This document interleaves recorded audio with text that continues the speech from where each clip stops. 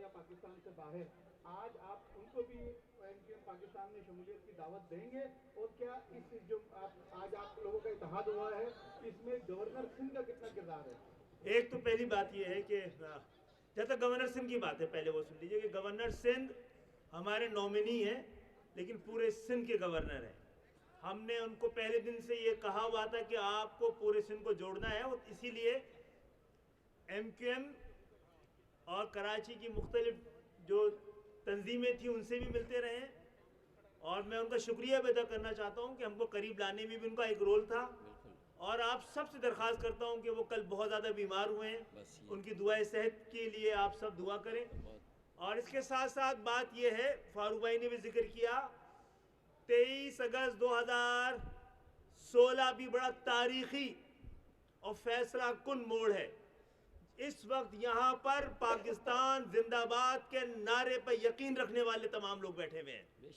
पाकिस्तान को जिंदा रखना चाहते हैं, मजबूत रखना चाहते हैं, और वो हमने पाकिस्तान मुर्दाबाद के नारे को लगाने वाले को दोनों को उस तारीख को मुस्तरद किया है। हम बार बार वजाहतें पेश नहीं करेंगे, हमने करके दिखाया है इस 5 साल में तमाम तर मुश्किलात के बावजूद। और हाँ, ऐसा बाब उस वक्त इसलिए कहीं से आपको ये आवाजें आ रही हैं कि 2018 को होने वाले इंतखाबात में धांधली के जरिए जो एमक्यूएम को हराया गया है, अगर कराची के अवाम के मैंडेट का इजहार नताइज से होता तो पाकिस्तान मुर्दाबाद के नारे पर हमेशा के लिए दरवाजे बंद हो चुके होते सियासत के। ऐसा कोई कर रहा है और गलत फहमी भी कर रहा है। जो भी पाकिस्तान जिंदाबाद के नारे के साथ और पाकिस्तान मुर्दाबाद के नारे के खिलाफ है, उसको हमारी सफ़ों में खुश आमदेद हम हमेशा कहते रहेंगे। और मैं ये समझता हूँ कि अब एक ऐसी उम्मीद और यकीन कि कराची के ज़रिए, कराची के इंजन के ज़रिए पाकिस्तान की ट्रेन अपने मंजिल तक पहुंचकर दिखाएगी इंशाअल्लाह ताला। एक चीज़ जो देखें, लापता साथियों की बाजियाबी भी खालिद भाई का, मुस्तफ़ा भाई का, हम सब का मुश्तरका मुतालबा रहा है। ये रीब्रांडेड एमक्यूएम का भी मुतालबा और ये हमारा बुनियादी मुतालबा है। गवर्नर सिंध कामरान टिसूरी भाई की खिदमत को भी हम सब सराहते हैं, और उनके ख़िलाफ़ भी मुझे लगता है कि मुझे नहीं पता, तहकीकात होगी तो पता चलेगा, वो शदीद अलील हैं, बहुत बीमार है। अल्लाह ताला, हम उनकी दराजी उम्र के लिए और उनकी सेहतयाबी के लिए भी दुआ करते हैं। जी साहब, आप बताएं कि आपने भी बलदियाती उम्मीदवार नॉमिनेट किए हैं, मुस्तफा कमाल साहब ने भी किए, वो आपकी पार्टी में वापस आ गए, तो क्या फार्मूला तय पाया? अब तो दोनों के उम्मीदवार पाकिस्तान एमक्यूएम के उम्मीदवार हैं। होने थे, अगर इंतखाबात होते हैं 15 जनवरी को, तो कौन किसको सपोर्ट करेगा? ठीक है, किस तरह से फार्मूला तय? देखिए, एक तो 15 जनवरी को इंतखाबात तो नहीं होने देंगे जनाब, ठीक है ना। और इंतखाबात अगर कल,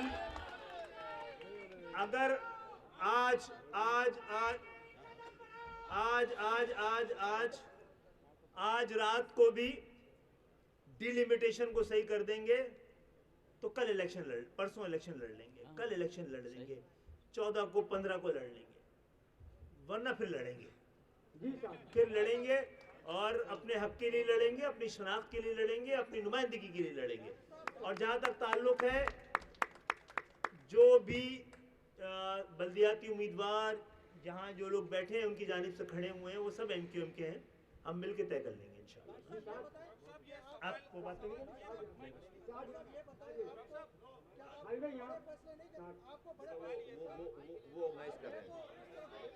जी, बताइए भाई, यहाँ के लोगों को भी देख लें भाई। हाँ जी,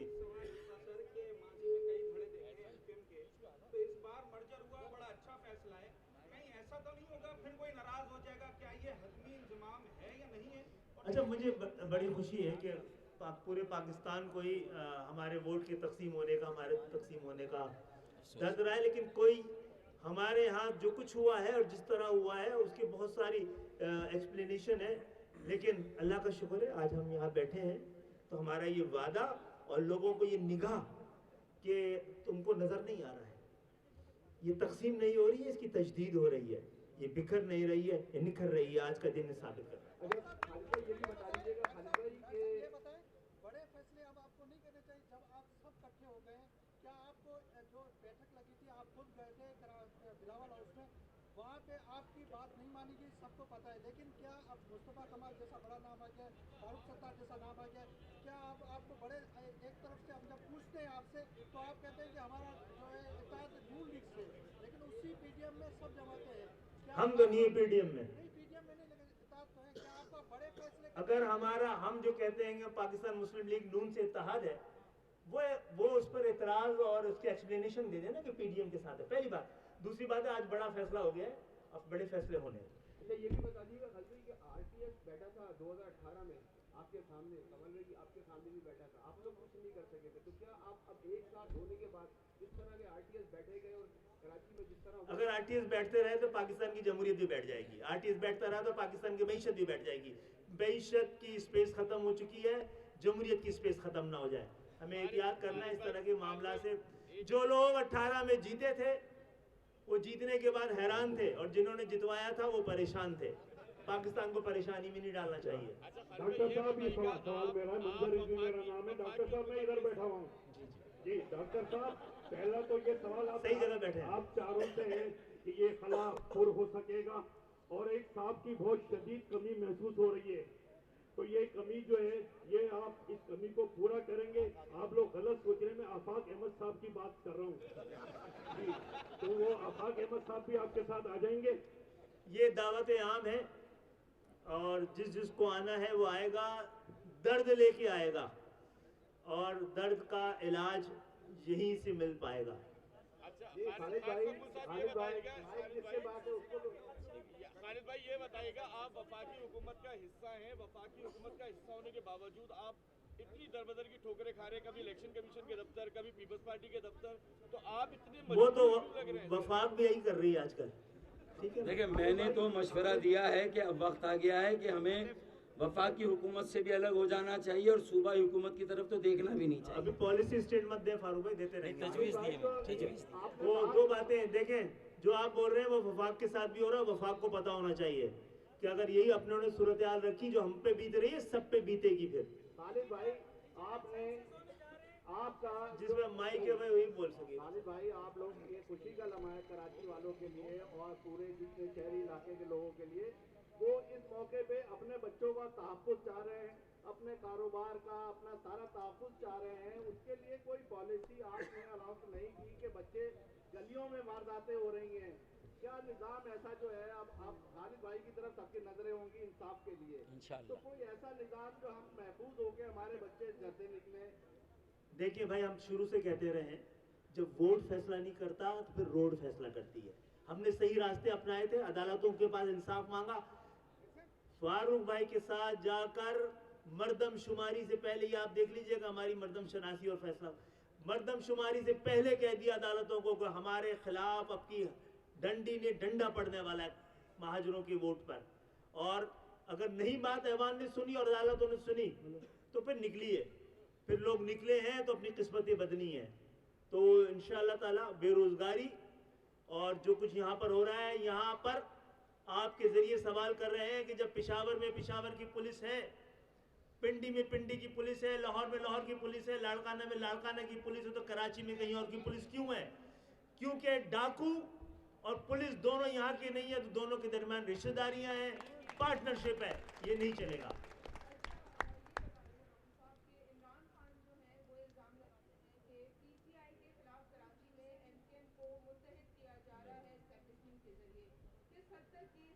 ये चीखें बता रही कि हम सही बैठे हैं आज।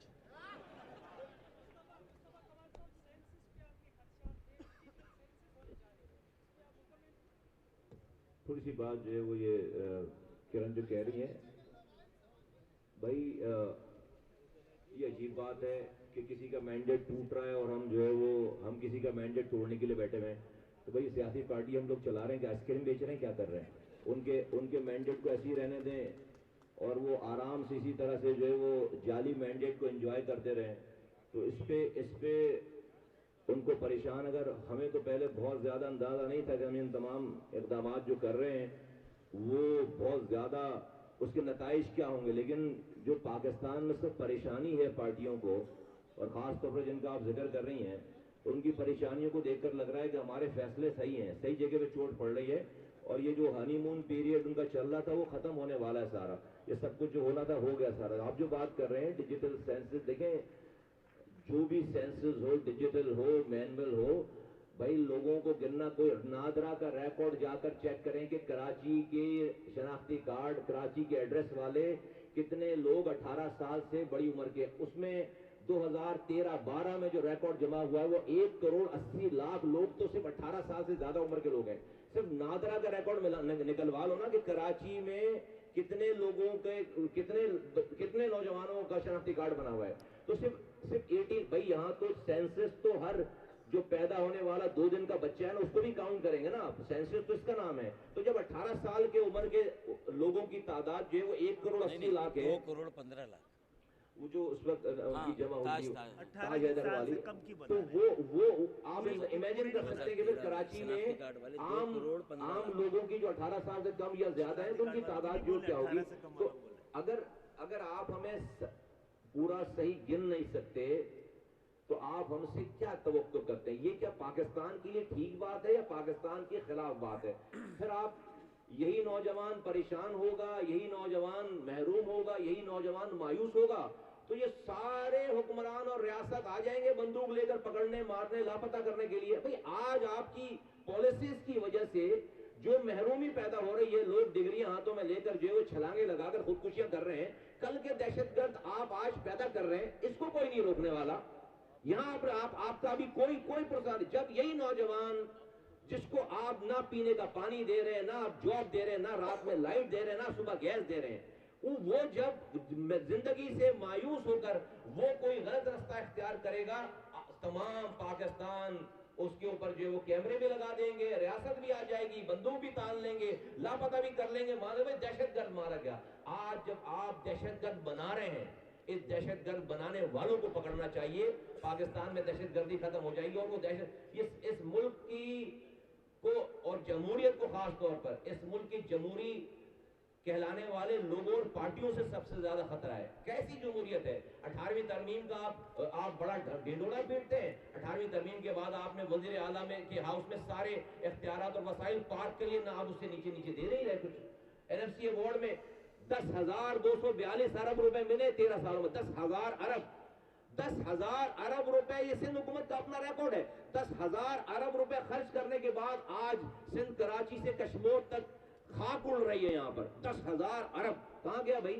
ये किसी की जागीर के पैसे नहीं है। उस 10,000 अरब में से 70% कमाया हुआ पैसा इस कराची का है। तो मैं समझता हूँ कि हमने अपनी सफ़ें बांध ली हैं, हमने अपने रास्ते का तयन कर लिया है, हमने अपनी जो लोगों की सोच नहीं थी वो हमने करके दिखा दिया, आज करके दिखा दिया है। अब यहां से हमने सिर्फ प्रेस कॉन्फ्रेंस और बातें और ये सारी बातों का टूर्नामेंट करने के लिए सारी बेचबंदियां नहीं है। अगर हुकूक नहीं मिलेंगे, तमाम तर जिम्मेदारियां फिर जो है वो इस रियासत, इस मुल्क के चलाने वालों की होगी। और हम कोई नाजायज बात नहीं कर रहे, किसी से लड़ाई नहीं करना चाह रहे। हमने इस शहर से वायलेंस खत्म किया है, हथियार रखवाए हैं, इस शहर को अमन का गहवारा बनाया है, लेकिन इसलिए नहीं कि कोई अपनी पुलिस से, कोई अपनी हुकूमत से इस पर कब्जा कर ले। पीने का पानी आता था, आज हाइड्रेंट बना दिया आपने। उसी पानी, अरबों रुपए का पानी मेरे शहर का चोरी करके मुझे ही बेचते हैं आप। आज कचरे का कारोबार चल रहा है यहाँ पर। आज यहाँ पर एक एक चीज जो है वो उसके ऊपर सिस्टम है शहर में। बिल्डिंग आप कोई बना नहीं सकते, आप जो है वो 2 नंबर बिल्डिंगें बनाए, जायज बनाने के लिए जाएंगे, अपने प्लॉट पर आप अपना कब्जा कायम नहीं रख सकते। यार ये मजाक है कोई? ये कोई कौन सा ये बनाना रिपब्लिक है? कोई कानून नहीं है। तो ये नहीं चलेगा, ये वाला ये ड्रामा नहीं चलेगा। हम इसलिए नहीं कि हमें देखो भाई, अगर सीटों की, अगर परसेंटेज की, अगर प्रोटोकॉल की जो है वो जरूरत होती है ना, तो जीती हुई पार्टियों में जाते। हमें हुकूक चाहिए लोगों के, और उसके ऊपर कोई कॉम्प्रोमाइज नहीं है।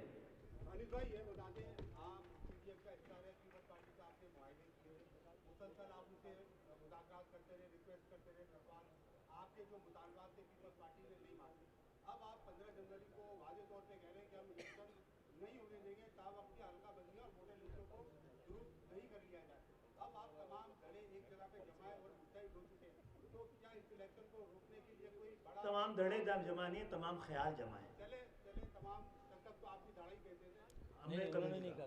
हम लोग कहते थे चले चले करें जो नहीं कहता था चलो नाराज नहीं हो। दाढ़ा कहते थे ना। नहीं नहीं ये नहीं यार कहते नाराज नहीं, कर लो। फरीद भाई वो नहीं कहते थे, हम कहते थे, वो नहीं कहते थे। क्लियर करें ना बात, उसमें क्या। तारीख को हम इलेक्शन नहीं हुए तो क्या कोई बड़ा रोड शो करेगी एमके? दूसरा मुस्तफा भाई मेरा आपसे सवाल है कि आप 6 साल तक अपनी एक पार्टी चलाते रहे, आपने बड़ी मेहनत की, अब आपकी पार्टी रोड पे जब नजर आने लगी थी आपने तमाम फैक्ट्रियां जला दी, किसी भी वजह से एमके में शामिल आप हो रहे, तो क्या आप अपने तमाम दफातर बंद कर देंगे या खुले रखेंगे? अगर दफातर बंद करने होते तो इतने सारे लोग नहीं, हम अकेले ही मैं आता फिर यहाँ पे। ये दफातर सारे और जो पहले वाले दफातर किसी और के सब मिलकर, ये सब दफातर अवाम के काम आएंगे इंशाल्लाह ताला, लोगों के काम आएंगे। ये सब दफातर हमारे मुश्तरका हैं, सबके हैं, जो इनके हैं वो भी हमारे हैं, जो हमारे हैं वो इनके हैं सारे, ठीक है। नंबर 1। नंबर 2 ये कि आपसे पूछ रहे हैं जहाँ तक पीडीएम का ताल्लुक है, जहाँ पीपुल्स पार्टी की बात कर रहे हैं, तो हमने शुरू से कहा है, हमने भी कहा है और बिलावल साहब भी कहते हैं कि हमारे दरमियान इत्तेहाद नहीं, वर्किंग रिलेशन है। मैं पहले भी कह चुका हूँ कि हम वजीर आला हाउस गए थे तो अपने कुछ मुतालबात के लिए गए थे ना, और इसलिए गए थे कि हमारे मुतालबात सुने जाएं। जब वो तैयार हो गए हम मुतालबात सुनने को, तो हम उनको सुना रहे हैं और तवक्को रख रहे हैं, सुनना चाहते हैं तो पूरा भी करेंगे, नहीं करना चाह रहे तो वो भी बता रहे हैं कि फिर हम अगर हमें उम्मीद ही नहीं रहेगी कि सियासी लोगों से बात की जा सके तो फिर दूसरे रास्ते इख्तियार करेंगे, और जो कि आइन और कानून में दर्ज है। ठीक है, वो भी सियासी। जल्दी कर ले, नमाज निकल रही है। या मुस्तफा भाई ने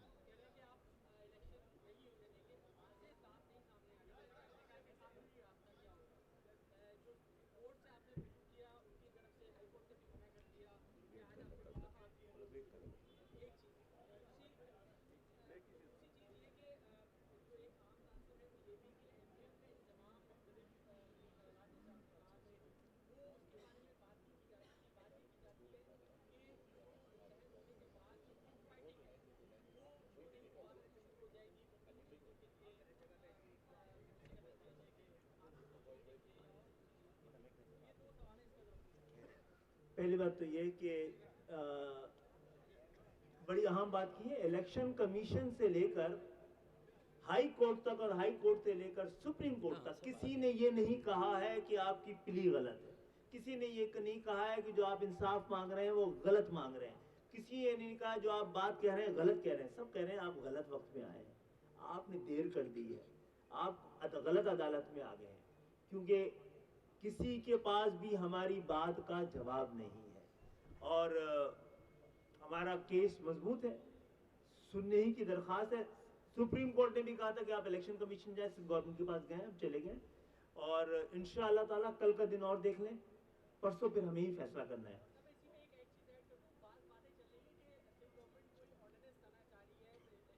अच्छा, हमें कुछ नहीं पता है, हमें कुछ नहीं पता है। अगर लाना चाह रही है, किस लिए लाना चाह रही है, क्या लाना चाह रही है, अगर वो समझती है कि ये उसका इख्तियार है, बल्कि इलेक्शन कमीशन का इख्तियार है कि डिलिमिटेशन सही करे, वो कर देते हैं, तो हम तो कल भी इलेक्शन लड़ने के लिए तैयार है। पहले भी आपसे कहा था और मिले हैं तो मिल के ही आगे बढ़ेंगे। खदशात के जरिए उसको एड्रेस पहले से नहीं किया जाता। डॉक्टर साहब ये फरमाइएगा, आपने अपनी प्रेस कॉन्फ्रेंस में उस दिन कहा था, अगर आपको आवाज आ रही है तो पहले भी हमने माजी में देखा, आप लोग एक तो हो गए, चले अच्छी बातें दे रहा है, दुरुस्त है, क्या आप कराची का जो वोट बैंक है लेकर आ सकते हैं? क्योंकि लंदन की जानिब से बॉयकॉट का ऐलान किया जाता है और यहाँ पर हम देखते हैं पोलिंग स्टेशन खाली होते हैं, इनका दूसरा वोटर लाते हैं। क्योंकि आपकी उम्र जो है ना कम है, हम पैराशूट से नहीं उतरे एमक्यूएम में। 93 में बॉयकॉट हुआ था, बता रहा हूँ, सुने सीरियस नोट पर सुन तो ले आपकी बात का जवाब दो। ये जो बॉयकॉट है ना, बॉयकॉट हमने बॉयकॉट किया है, करके दिखाया। जब रिट थी, मुट्ठी बंद थी, एक्सपोज नहीं हुए थे, तो 93 में बॉयकॉट हुआ। और ऐसा बॉयकॉट हुआ कि उस जमाने में MNAs का इलेक्शन पहले होता था और 2 दिन के बाद प्रोविंशियल असेंबली का इलेक्शन होता था। MNAs के इलेक्शन में उस दिन उस जमाने की एस्टेब्लिशमेंट ने कहा कि भाई हिस्सा नहीं ले सकते, तो बॉयकॉट कर दिया एमक्यूएम ने। जहां पर 2,70,000 2,60,000 2,50,000 से लोग एमएनए बनते थे वहां पर। एमक्यूएम के बॉयकॉट की वजह से 2700 वोटों से एमएनए बने, 2700। और अगले दिन अखबारों में तस्वीरें थी कि जो काम, ये जो पोलिंग एजेंट था, खवातीन वो स्वेटर बुन रही थी, लाइनें नहीं थी वहां पर। उस वक्त की एस्टेब्लिशमेंट मजबूर हो गई, हाथ पैर जोड़े कि भाई हमारी पूरी दुनिया भर में बदनामी हो रही है, आओ आकर कुछ भी नहीं कहेंगे, आकर प्रोविंशियल गवर्नमेंट का 2 दिन के बाद इलेक्शन लड़ लो। 12 घंटे के नोटिस पर जहां पर एमएनए 2700 वोटों पर 70,000 वोटों से एमपीए बन, इसको कहते हैं बॉयकॉट। अभी कौन सा बॉयकॉट है? अभी रोजाना आवाज लग रही है, देखें गॉन आर द डेज। देखिए हमारी कोई मुखालफत नहीं है जाती, गॉन आर द डेज। आज जो है वो ये शहर 40 सालों से उनके हाथों में था। जिस कोटा सिस्टम के नाम पर पार्टी बनी खत्म करने भी, आज 40 सालों पे शोधा कब्रिस्तान आबाद करने के बाद आज वो कोटा सिस्टम अपनी बदतरीन शक्ल में मौजूद है कि आज उस कोटे पे भी कोटा नहीं मिल रहा। हजारों लोग लापता हो गए, हजारों लोग शहीद हो गए। एक कॉल पर 5 लाख लोग, नौजवान सड़क पर निकलने के लिए तैयार था, लेकिन जो है वो मौसूफ एक रहमान मलिक की कॉल पर डील होते थे। हमने इस कौम के लिए उनको अपना लीडर माना था, कायद माना था। ये कौम अगर तबाह बर्बाद होगी, रात में कुछ सुबह कुछ, एक रात में हम प्रेस कॉन्फ्रेंस करके हुकूमत से बाहर आए 2008 से 2013 तक, और फिर सुबह रात में, उसी रात में फिर हम ही खड़े होकर जो है रहमान मलिक के ऊपर फूलों की पत्तियां निछावर कर रहे हैं। 5 दफा हुकूमत में अंदर आए हुकूमत। 2013 का जो ऑर्डिनेंस है, ये जिसको आज ये सब लोग जो है परेशान होकर घूमने के इख्तियार चले गए, गए कैसे गए इख्तियार? इसी जिनके आप बॉयकॉट की बात कर रही हैं, इनकी मौजूदगी में, इसी हुकूमत में शामिल रहते हुए 2013 में ये इख्तियारात और वसाइल गए, कुछ भी नहीं कर सके, एक पत्थर भी नहीं मार सके। Gone are the days. ये जो आज की नशिस्त है ना, नशिस्त, ये नेल इन द कॉफिन है, last nail in the coffin है। जो पाकिस्तान के साथ है, जैसा इन्होंने कह दिया, वो मैं उनके तमाम, अगर उनके आज भी कुछ चाहने वाले लोग हैं, उनको आवाज देकर कहना चाहता हूं कि देखो, हमने इस कौम के लिए, वो कोई सलमान खान नहीं है कि पीछे लग गए, हमने इस कौम के लिए उनको अपना हीरो बनाया। लेकिन जब उस कौम के नहीं है, अभी आपसे ज्यादा बात हो नहीं सकती, जब हमने देखा है सब कुछ, हमने कुर्बानी, ये जो लोग बात करते हैं उन्होंने खोया क्या इसके लिए? हमने कुर्बानी दी है, हमने खोया है। हमारे पास बहुत कुछ था उनका दिया हुआ, सब पर लात मारी है, अपने ऊपर दाग लगाया कि हम इस कौम के गद्दार है, खुदा न खास्ता। ये गौर उन सारे लोगों को कहता हूं कि सोशल मीडिया की दुनिया से बाहर आओ और आकर वाकई अगर इस कौम की फिक्र है, हाथ बटाओ। और वो एक ऐसा, अब उनके लिए भी दुआ करता हूं, अल्लाह ताला उनको हिदायत दे, वो तौबा करें और आज भी जो नेक रास्ते पर आए, अपनी आंख पर ठीक करें। वो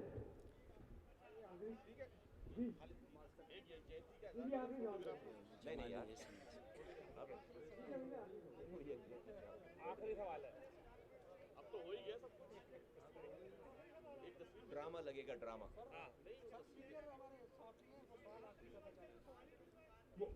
आज